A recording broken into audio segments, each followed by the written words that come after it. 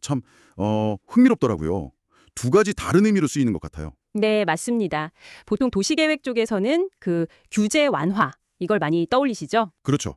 개발 좀 쉽게 할 수 있게 뭐 용적률 높여준다거나 그런 거잖아요. 네. 근데 이제 오늘 저희가 좀 깊게 들여다볼 거는 환경 보전 분야에서 쓰는 완화예요. 이건 의미가 정반대죠. 아, 정반대요. 네. 개발 때문에 생기는 환경 영향을 어떻게든 줄이거나 피하거나 아니면 뭐 복원하거나 보상하는 거, 이걸 목표로 해요. 아하. 그러니까 환경 훼손을 막는 쪽이군요. 그렇죠. 근거 법률도 다릅니다. 환경영향평가법이나 자연환경보전법 같은 것들이고요. 대표적인 예로는 뭐 대체 습지 조성 같은 게 있겠네요. 아, 습지가 없어지면 다른 곳에 새로 만들어주는 거요? 네, 바로 그 환경 쪽 완화, 미티게이션에 대해서 오늘 자세히 얘기 나눠보겠습니다. 이 환경 영향을 다룰 때는요, 그냥 뭐 이것저것 해보는 게 아니에요. 아주 그 명확한 우선순위가 있습니다. 단계별로 접근해야죠. 우선순위요? 네, 이걸 환화 계층, 영어로는 미티게이션 하이라키라고 부르는데요. 이게 아주 핵심적인 철학이에요. 완화 계층. 뭔가 중요해 보이네요. 제일 먼저 가장 중요하게 생각해야 하는 1단계가 회피, 어보이던스입니다. 회피요? 네, 계획 초기 단계부터 환경적으로 민감한 지역은 아예 피해서 사업 경로를 짠다든지, 그러니까 환경 영향 자체가 발생하지 않도록 원천 차단하는 거죠. 예를 들면 도로를 내야 하는데 거기에 중요한 철새 도래지가 있다. 그러면 아예 그쪽을 싹 피해서 노선을 잡는 거군요. 바로 그거죠. 어떻게 보면 가장 확실한 방법이고요. 나중에 뭐 복원하고 이러는 비용 생각하면 오히려 제일 경제적일 수도 있어요. 그렇겠네요. 처음부터 문제를 안 만드는 게 중요하니까. 하지만 뭐 현실적으로 회피가 항상 가능한 건 아니잖아요. 그렇죠. 어려울 때도 있겠죠. 그럴 때 이제 차선책으로 고려하는 2단계가 최소화, 미니머이제이션입니다. 최소화. 영향을 줄인다는 거군요. 네, 피할 수 없다면 발생하는 영향의 기간이나 강도 아니면 그 범위라도 최대한 줄여보자 이런 조치들인 거죠. 예를 들면 어떤 게 있을까요? 뭐 공사장 옆에 방음벽 세우는 거. 네, 그런 것도 해당되고요. 아니면 야생동물들이 길 건너다 사고 나지 않게 생태통로 만들어주는 거 이것도 최소화죠. 아, 생태 통로. 그리고 개발 면적 자체를 좀 줄이는 것도 포함되겠네요. 그럼요. 훼손 면적을 줄이는 것도 중요한 최소화 노력입니다. 자, 그런데 회피도 하고 최소화 노력도 했는데 어쩔 수 없이 훼손이 발생했다면요? 그러면 이제 되돌려야죠. 네, 그게 3단계 복원 및 복구, restoration and rehabilitation입니다. 훼손된 환경을 치유하는 단계죠. 복원이랑 복구는 좀 다른가요? 비슷하면서도 약간 차이가 있는데요. 복원은 가능하면 원래 상태에 가깝게 되돌리는 걸 목표로 하고요. 복구는 조금 더 넓게 봐서 생태계의 기능 자체를 회복시키는 데 초점을 맞춥니다. 아, 그럼 예를 들어 나무를 다 베어낸 산에다가 다시 그 지역 나무들을 심어서 숲 기능을 되살리는 거. 이건 복구에 가깝겠네요. 네, 아주 좋은 예시입니다. 자, 그리고 마지막 4단계입니다. 이건 상쇄 및 보상, compensation and offset라고 하는데요. 상쇄랑 보상. 이건 또 뭔가요? 앞서 말한 회피, 최소화, 보건 노력을 다 했는데도 그럼에도 불구하고 어쩔 수 없이 남게 되는 환경 영향이 있잖아요. 그걸 잔여 영향이라고 하는데 네네. 이 잔여 영향을 다른 곳에서 환경 개선 활동을 함으로써 벌충하는 거예요. 균형을 맞추는 개념이죠. 일종의 최후의 수단입니다. 아까 말씀하신 대체 습지 조성 같은 게 여기에 해당하겠군요. 그렇죠. 그리고 우리나라의 생태계 보전 부담금 제도도 이 상쇄 단계의 대표적인 예라고 할 수 있습니다. 생태계 보전 부담금이요? 네. 여기서 정말 중요한 점이 있어요. 이 1, 2, 3, 4단계는 반드시 순서대로 적용되어야 한다는 겁니다. 순서대로요? 회피부터 네. 회피 노력을 제일 먼저 최우선으로 하고 그 다음에 최소화, 그리고 복원, 그래도 남는 영향이 있으면 마지막에 상쇄. 이 순서를 지켜야 한다는 거죠. 그게 원칙이군요. 근데 좀 흥미로운 게 우리나라 법 체계를 보면요. 뭐 환경영향평가법에 저감 방안이라는 게 있고 자연환경보전법에 생태계 보전부담금도 있고 각 단계에 해당하는 정책 도구들은 다 있거든요. 네, 있는 것 같은데요. 근데 이 순차적 우선순위 원칙, 그러니까 반드시 회피부터 해야 한다는 그 원칙 자체가 법에 명확하게 딱 규정되어 있지는 않아요. 잠깐만요. 그럼 법에 도구는 다 있는데 꼭 순서대로 해? 이건 아니라는 건가요? 그렇죠. 명시적으로 강제하는 조항은 부족하다는 지적이 있어요. 그럼 사업하는 사람 입장에서는 제일 중요한 회피 노력은 좀 뭐랄까 소홀히 하고 그냥 좀 하기 쉬운 최소화나 복원 계획 세우고 우리만 할 거 다 했다 이렇게 넘어갈 수도 있다는 건가요? 이게 좀 이상한데요? 바로 그 점을 지적하는 목소리가 큽니다. 구조적인 한계가 있다는 거죠. 현재 우리나라의 생태학적 완화는 크게 두 개의 법률 축으로 돌아가요. 환경영향평가법이랑 자연환경보전법이랑. 네, 아까 말씀하셨죠. 먼저 환경영향평가법은 주로 사업계획 단계에서 저감 방안이라는 걸 만들게 해서요. 완화 계층의 앞단계, 즉 회피나 최소화를 유도하는 절차적인 역할을 합니다. 저감 방안? 영향을 줄이는 계획 같은 거군요. 네, 법에서 말하는 저감은 단순히 줄이는 것뿐만 아니라 환경 영향을 완화, 미티게이션 하는 노력까지 포함하는 개념이고요. 직접적이든 간접적이든 단기든 장기든 모든 영향을 다 고려해야 해요. 상당히 포괄적이네요. 평가 과정에서 특히 중요한 게 대안 설정 및 비교 분석 단계인데요. 대안 설정이요. 네, 바로 이 단계에서 이 사업 입지는 좀 문제가 있으니 다른 곳으로 옮기자 또는 사업 규모는 좀 줄이자 같은 검토가 이루어지는 거예요. 이게 바로 회피 전략을 실현할 수 있는 핵심 과정인 거죠. 아하, 환경영향평가 안에 이미 회피를 검토하는 절차가 들어있군요. 그렇습니다. 그리고 다른 한 축인 자연환경보전법은 주로 완화 계층의 마지막 단계, 그러니까 상쇄를 다룹니다. 상쇄, 아까 그 부담금 나오는 법이죠. 맞습니다. 대표적인 제도가 생태계 보전 부담금이에요. 네. 개발 때문에 생태계가 훼손되면 그 원인을 제공한 사람한테 훼손된 가치만큼 돈을 내게 하는 거예요. 오염 원인자 부담 원칙에 따른 거죠. 돈을 내는 거군요. 어떻게 계산해요? 훼손된 면적에다가 단위 면적당 부과금액 그리고 그 지역이 생태적으로 얼마나 중요한지를 나타내는 지역계수라는 걸 곱해서 산정해요. 그러니까 보전 가치가 높은 곳을 훼손하면 훨씬 더 많은 돈을 내야 하는 구조죠. 그렇군요. 그 돈은 그럼 어디에 쓰이나요? 환경개선특별회계라는 곳으로 들어가서 다른 생태계를 보전하거나 복원하는 사업에 쓰입니다. 아, 그런데 이 법에가 되게 독특한 제도가 하나 있네요. 부담금 반환 사업이요. 네, 그거요. 이거 보니까 부담금을 낸 사업자가 직접 뭐 작은 생태공원을 만들거나 생태통로 같은 걸 만들어서 인정을 받으면 냈던 부담금의 최대 50%까지 돌려받을 수 있다고요? 맞습니다. 와, 이건 사업자 입장에서는 꽤 쏠깃한 제안인데요. 강력한 인센티브가 될 수 있겠어요. 네, 분명히 긍정적인 측면이 있는 혁신적인 시도입니다. 근데 여기서 아까 말씀드린 구조적 한계가 또 나올 수 있어요. 어떤 한계죠? 이 두 법, 그러니까 환경영향평가란 생태계 보전 부담금 제도가 좀 따로 움직이다 보니까요. 이상적으로는 부담금을 내기 전에 우리는 회피랑 최소화 노력 정말 할 만큼 다 했습니다. 이걸 증명해야 하는데 네.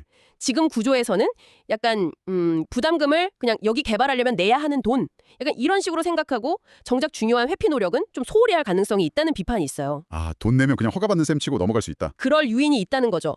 또 그 부담금 반환 사업도요. 돈을 돌려준다는 인센티브가 너무 강하다 보니까 정말 장기적으로 생태계에 좋은 복원을 하기보다는 그냥 최소 비용으로 기준만 딱 맞춰서 통과하려는 그런 질 낮은 복원으로 이어질 위험도 있다는 지적이 있습니다. 꼼꼼하게 관리 감독하지 않으면 그냥 보여주기식 사업에 돈만 지원하는 꼴이 될 수도 있겠네요. 그렇죠. 과학적이고 철저한 사후 관리가 없다면 실제 효과는 별로 없는 무늬만 복원 사업이 될 수 있다는 우려가 계속 제기되고 있습니다. 이런 법적, 정책적 배경 하에서요. 그럼 이제 실제 현장에서는 어떤 기술들이 구체적으로 쓰이는지 좀 살펴보죠. 우선 훼손된 서식지를 보상하기 위해 만드는 거, 상쇄 서식지 조성이요? 네. 특히 대체습지나 생태목 같은 거 많이 만드는 것 같아요. 네, 대표적이죠. 근데 중요한 건 이게 그냥 물웅덩이 파놓는 게 아니라는 거예요. 그렇죠. 당연히 아니겠죠. 다양한 생물이 살 수 있는 정말 복합적인 생태계를 만들어야 하거든요. 그래서 물 깊이도 좀 다양하게 하고 보통 2m 넘지 않게요. 물가 모양도 직선이 아니라 자연스럽게 곡선으로 만들고 뭐 작은 섬 같은 것도 배치하고 이런 지형 설계부터 신경을 써야 해요. 물 공급도 안정적으로 되어야 할 테고요. 그건 기본 중에 기본이고요.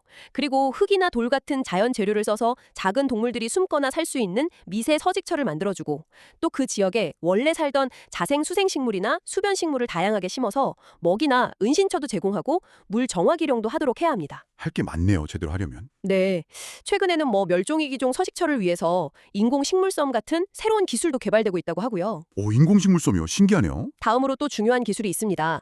도로 같은 것 때문에 끊어진 야생동물 서식지를 이어주는 거. 바로 생태통로죠. 아, 생태통로. 많이 들어봤어요. 와일드라이프 코리도. 네, 서식지가 조각조각 나뉘는 걸 막는 아주 핵심적인 완화 수단입니다. 이것도 자연환경 보존법에 딱 정의가 되어 있어요. 자료 보니까 생태통로도 크게 두 가지 형태가 있군요. 하나는 도로 위로 다리처럼 만드는 육교형. 네, 그렇죠. 주로 고라니처럼 좀 큰 동물들이 이용하죠. 이건 폭이 중요하다고 하네요. 특히 백두대간 같은 중요한 생태축에는 더 넓게 만들어야 하고요. 맞습니다. 폭이 좁으면 동물들이 잘 안 쓰죠. 그리고 반대로 도로 아래로 굴처럼 만드는 터널형도 있네요. 네, 이건 너구리나 뭐 양서류, 파충류 같은 작은 동물들이 주로 이용합니다. 터널형은 동물이 들어갔을 때 너무 답답하면 안 되니까 그 개방도라는 게 중요하다고 하던데요. 입구 넓이를 길이로 나눈 값이라던데? 네, 맞아요.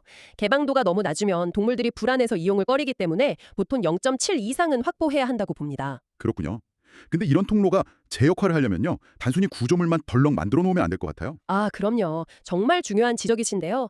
통로 자체보다 오히려 그 주변 환경 조성이 성공의 열쇠일 때가 많습니다. 주변 환경이라면 어떤 걸까요? 통로 주변에는 원래 그 지역 숲처럼 키 큰 나무, 작은 나무, 풀 이렇게 여러 층으로 된 자생식물을 심어야 하고요. 또 정말 중요한 게 있어요. 그게 뭔가요? 동물이 실수로 도로에 뛰어드는 걸 막고 통로 쪽으로 안전하게 갈 수 있도록 유도하는 유도 울타리. 이거 설치는 정말 필수 중에 필수입니다. 아, 울타리요. 중요하겠네요. 네. 그리고 통로 안팎에 작은 동물들이 숨을 수 있게 돌무더기 같은 은신처도 만들어주고 육교형이면 차 불빛이나 소음을 막아주는 시설도 필요하고요. 그리고 이게 정말 효과가 있는지 확인도 해야 할 텐데요. 그렇죠. 그래서 무인 카메라나 모래 위에 찍힌 발자국 보는 거 있잖아요. 그런 모니터링 시설 설치도 성공적인 생태 통로 운영에는 반드시 필요합니다. 그렇군요. 자, 마지막으로 살펴볼 기술은요. 공사 같은 걸로 완전히 망가진 땅을 다시 식물들이 자라는 곳으로 되돌리는 거. 훼손지 식생 복원입니다. 네, 이것도 아주 중요하죠. 예전에는 그냥 빨리 푸르게 덮으려고 외국에서 들여온 클씨 같은 거 막 뿌리고 그랬잖아요. 네, 그랬죠. 근데 그게 나중에 보니까 오히려 원래 있던 식물들 다 몰아내고 생태계를 교란시키는 문제가 많았어요. 맞아요. 그래서 요즘은 그 지역 환경에 오랫동안 적응해서 살아온 자생종을 쓰는 게 기본 원칙이라고 하네요. 네, 그게 그 지역 고유의 생물 다양성을 지키고 또 장기적으로 안정적인 생태계를 만드는 데 꼭 필요합니다. 여기 보니까 좀 흥미로운 방법들이 있던데요. 산림 표충토 활용 공법이라는 게 있어요. 아, 표충토 활용이요. 네. 이게 뭐냐면 근처에 개발 때문에 어차피 없어질 숲이 있으면 그 숲의 겉을 있잖아요. 그걸 그대로 싹 걷어다가 훼손된 땅에 깔아주는 거래요. 흙 속에 씨앗이나 뿌리, 미생물 같은 게 다 들어있으니까 자연스럽게 식생이 회복되도록 유도하는 거죠. 네, 아주 효과적인 방법 중 하나입니다. 자연의 힘을 빌리는 거죠. 더 적극적인 방법도 있네요. 아예 식물 군락 전체를 흙이랑 같이 통째로 떠서 옮겨 심는 비오톱 이식공법이라는 것도 있고요. 네, 그것도 쓰이고요. 또 중요한 게 자연숲처럼 키 큰 나무, 중간 키 나무, 작은 풀 이렇게 여러 층위를 이루도록 다양한 자생식물을 심는 다층 구조식재도 아주 중요하게 고려됩니다. 그냥 나무만 쭉 심는 게 아니라 진짜 숲처럼 만드는 거군요. 네, 생태적으로 기능하는 공간을 만드는 게 목표니까요.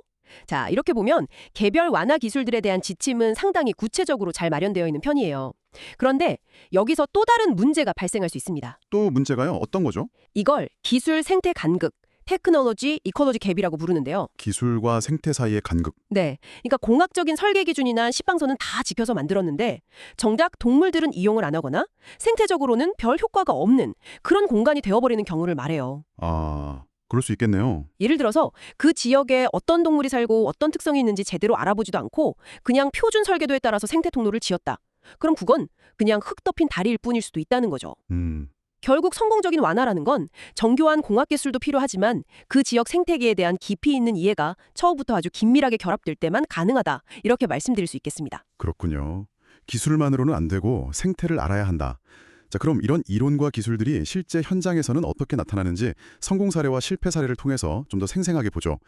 국내 성공 사례 하면 서울의 양재천을 빼놓을 수가 없죠. 아, 양재천. 네, 유명하죠. 90년대 초만 해도 거의 콘크리트 벽에 갇혀서 생활 하수가 그대로 흘러들던 거의 죽은 하천이었잖아요. 맞아요. 상태가 아주 심각했죠. 물살 빠른 여울이랑 물 깊은 소도 만들고 또 그 딱딱한 콘크리트 제방 뜯어내고 물가에 식물 다시 심고 이런 생태 공법들이 적용됐더라고요. 네, 기술적인 노력이 많이 들어갔죠. 근데 기술 못지않게 중요했던 게 당시 지자체의 아주 강력한 의지 그리고 시민들의 적극적인 참여였다고 해요.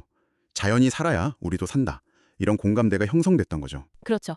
사회적인 지지가 중요했습니다. 그 결과 지금은 물고기 종류도 엄청 늘고 시민들이 즐겨 찾는 아주 좋은 휴식 공간이 되었잖아요. 네, 아주 성공적인 사례입니다. 또 다른 아주 극적인 사례로는 시와호가 있죠. 아, 시와호. 정말 극적이죠. 원래 담수호로 만들려고 방조제를 쌓았는데 물이 썩어서 죽음의 호수라고 불릴 정도였잖아요. 네, 환경 재앙 수준이었죠. 그런데 여기서 전환점이 뭐냐면 담소화를 포기하고 다시 바닷물이 드나들도록 해수 유통을 결정한 거였어요. 네, 그 결정이 중요했습니다. 그랬더니 갯벌이 다시 살아나고 수질이 좋아지면서 지금은 멸종 위기종인 노랑부리 저어새를 비롯해서 수많은 철새들이 찾아오는 세계적인 철새 도래지가 되었죠. 이건 잘못된 개발 계획을 바로 잡고 자연에 스스로 정화하는 능력을 활용하는 게 얼마나 중요한지 보여주는 사례 같아요. 맞습니다. 때로는 되돌리는 용기가 필요하죠. 국제적으로는 독일의 강 복원 사례들이 아주 인상 깊습니다.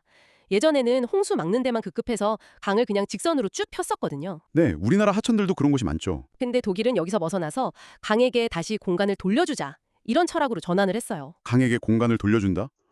멋진 말이네요. 네, 제 방에서 좀 멀리 뒤로 물려서 쌓는 거예요. 그러면 비가 많이 올 때 강물이 자연스럽게 넘쳐서 넓게 퍼질 수 있는 공간, 즉 범람원이 만들어지죠. 아, 범람원이요? 이게 홍수 피해를 막아주는 완충 역할도 하고 동시에 아주 중요한 습지 생태계가 되기도 합니다. 라인강 사례를 보면 실제로 이렇게 복원했더니 홍수 피해가 줄어드는 효과가 입증되기도 했고요. 생태 복원이 재해 예방에도 도움이 된다는 걸 보여주는 거죠. 오, 생태복원이 재난 예방까지 일석이조네요. 또 하나, 정말 주목할 만한 사례가 있는데요. 이건 단순히 구조물을 만드는 걸 넘어서 생태계의 과정과 기능을 복원하는 게 왜 중요한지를 보여줍니다. 바로 미국 옐로우스톤 국립공원의 늑대 복원 사례예요. 늑대 복원이요? 그게 생태 복원이랑 무슨 관련이 있죠? 관련이 아주 깊습니다.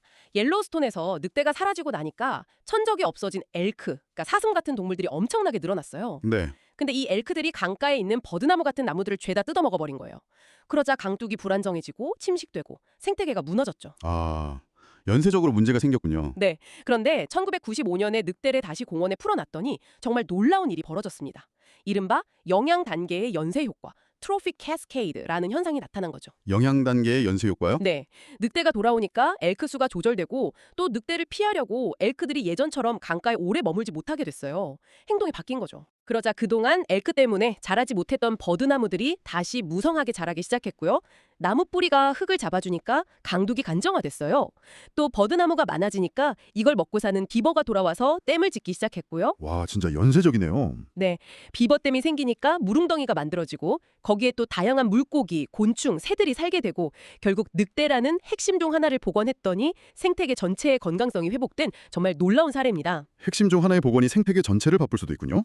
대단하네요. 자, 그런데 이렇게 성공 사례만 있으면 좋겠지만 안타깝게도 국내 많은 복원 사업들이 기대만큼 성과를 내지 못하는 경우도 많다고 들었습니다.